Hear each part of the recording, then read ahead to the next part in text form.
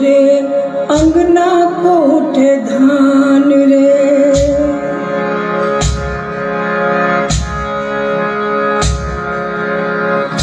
सरसों के फूल सिया जोड़ी महान रे।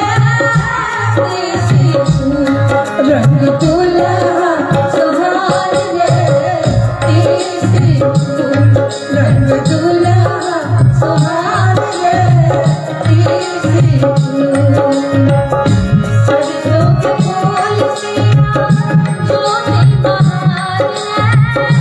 देसी फूल रंग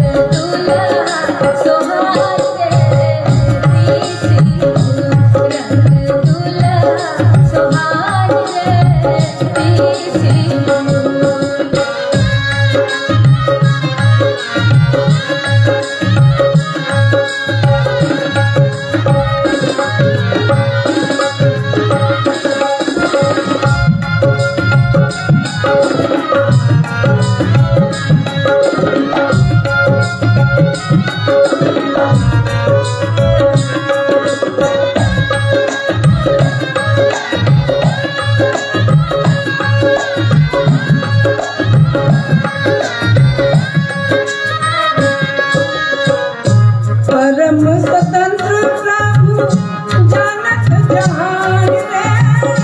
तिनका परम स्वतंत्र प्रभु जानत जहान रे। तिनका रेशम डोरिया बन्हान रे। तिनका रेशम डोरिया बन्हान रे। तिनका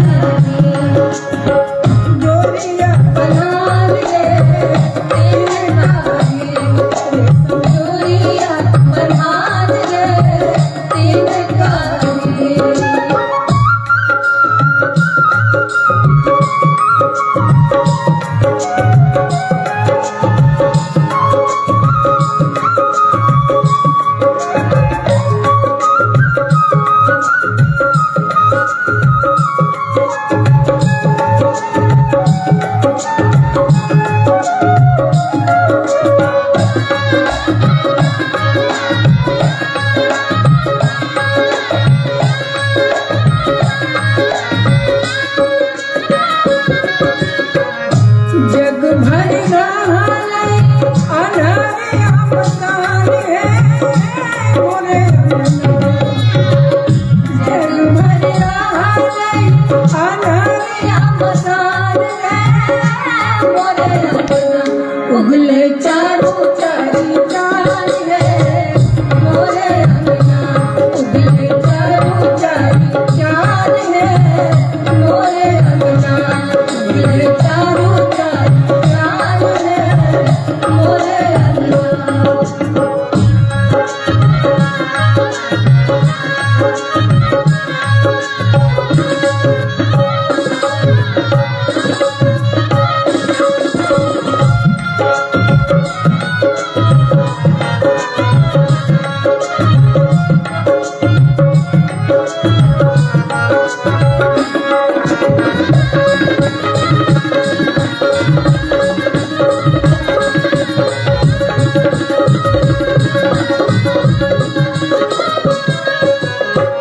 जकरा लाग जोगी मुनि बन में धर ध्यान है।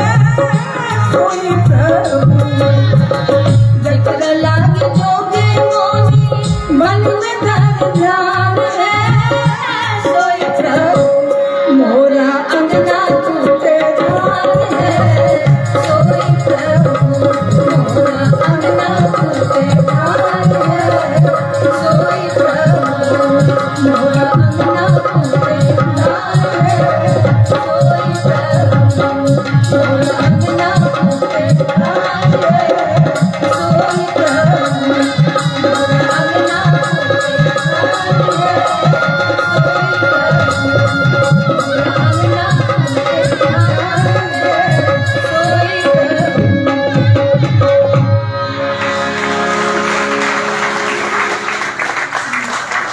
बहुत धन्यवाद।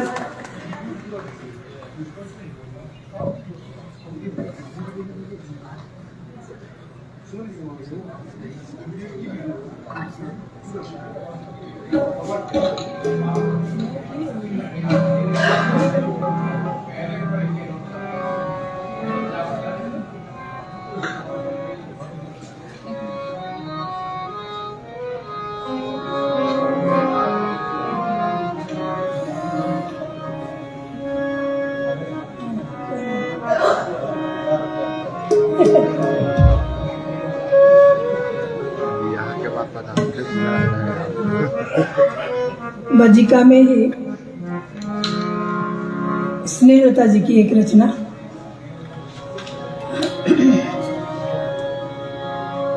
रचना तो जरूर कह रही हूं मैं, लेकिन कुछ रचयिता ऐसे होते हैं, कुछ गाने वाले ऐसे होते हैं जो ट्रेडिशनल हो जाते हैं।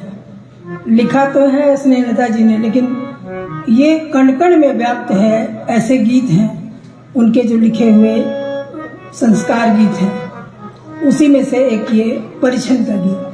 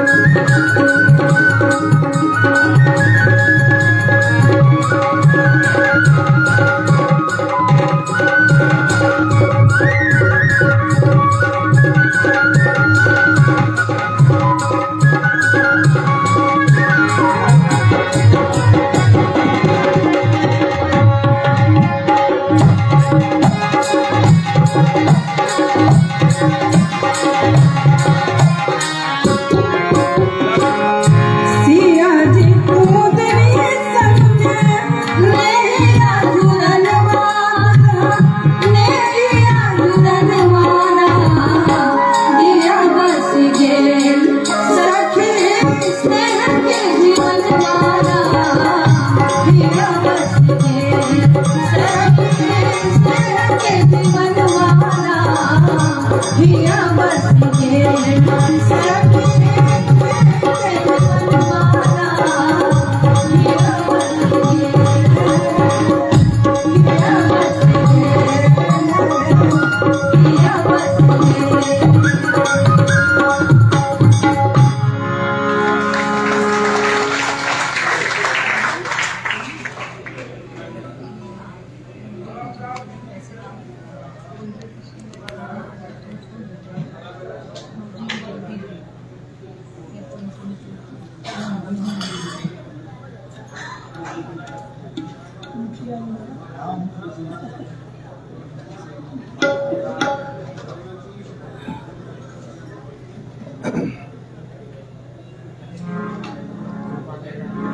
मुखिया लोग कुछ बैठे भी हैं।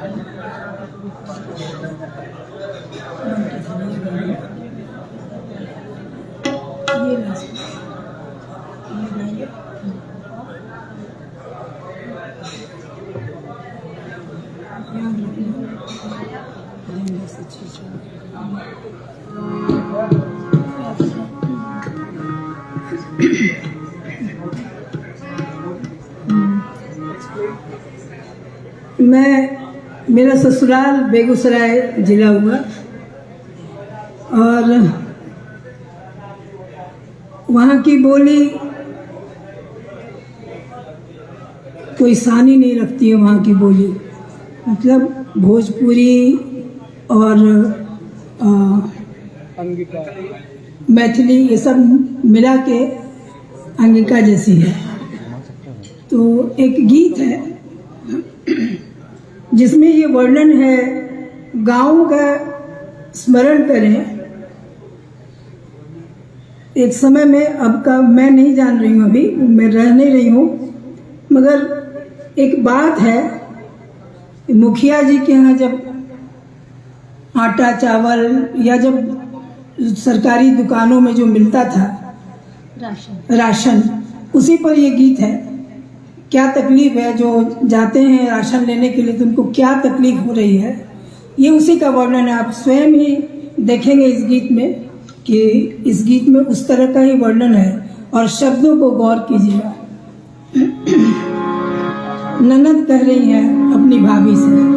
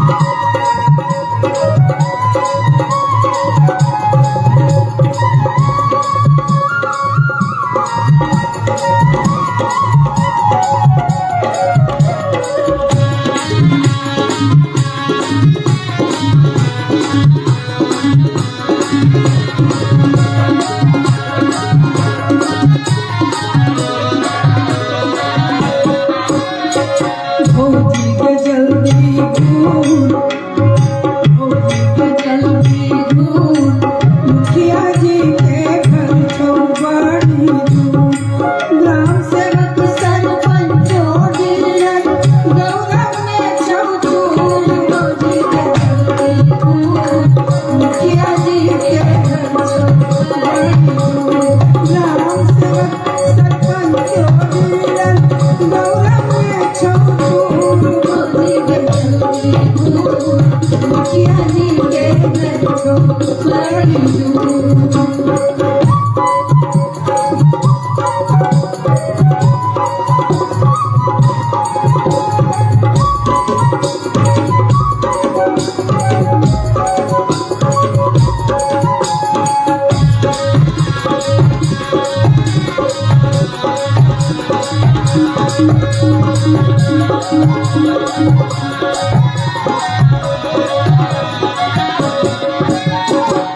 बाल बच्चा मिल के लियर जी 5 किलो के मिलल पुरजी।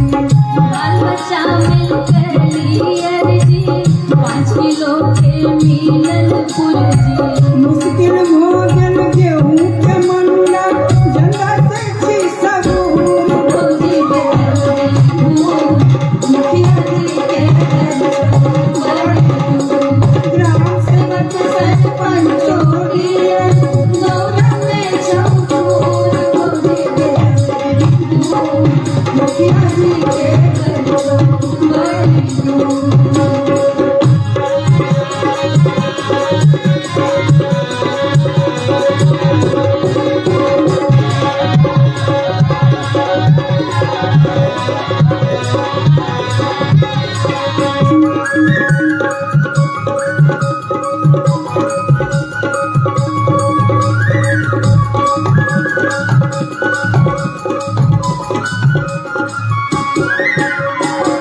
बंद की थाली पहुंची बाली गिरल मुझर का कन्ही को नचाली। खाली पहुंची बाली मिलन मुझर का किन्हीं को न चाली। बंद की थाली पहुंची बाली गिरल मुझर का कन्ही को नचाली। छोड़ा छत सेवा चुरपुट फाड़ डाके मियां सकूर। भौजी बेटौरी दूर, मुखिया जी के बड़ी दूर। ग्राम सेवक सरपंचोरी गौरव में चौधूर। भौजी बेटौरी दूर, मुखिया जी के बड़ी दूर। भौजी बेटौरी दूर, मुखिया जी के बड़ी दूर।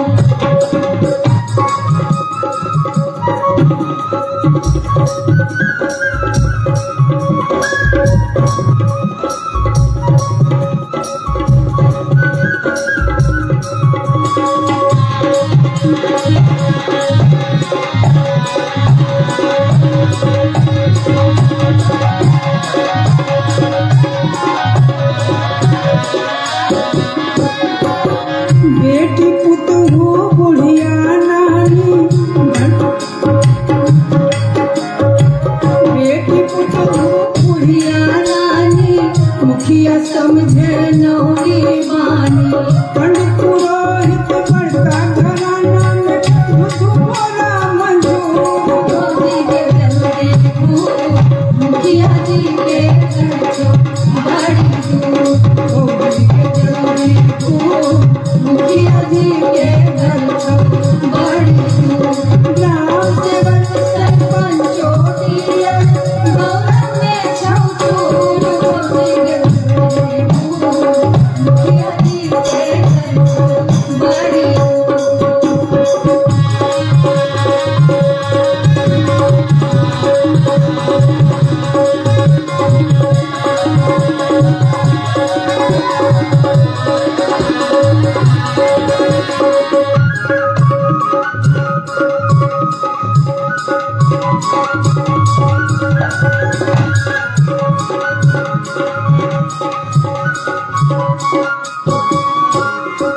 छी 10-15 कुल परिवार 4 किलो से की होता है। 10-15 कुल परिवार 4 किलो से की होता है। छी 10-15 कुल परिवार 4 किलो से की होता है। भूखमरी के कारण का भूखमरी के कारण घर घर कर्जा खोजे सतूर। भौजी बेटौरी दूर, मुखिया जी के बड़ी दूर। ग्राम सेवक सरपंचोरी गौरव में चौधूर। भौजी बेटौरी दूर, मुखिया जी के बड़ी दूर। भौजी बेटौरी दूर, मुखिया जी के बड़ी दूर। मुखिया जी के घर बड़ी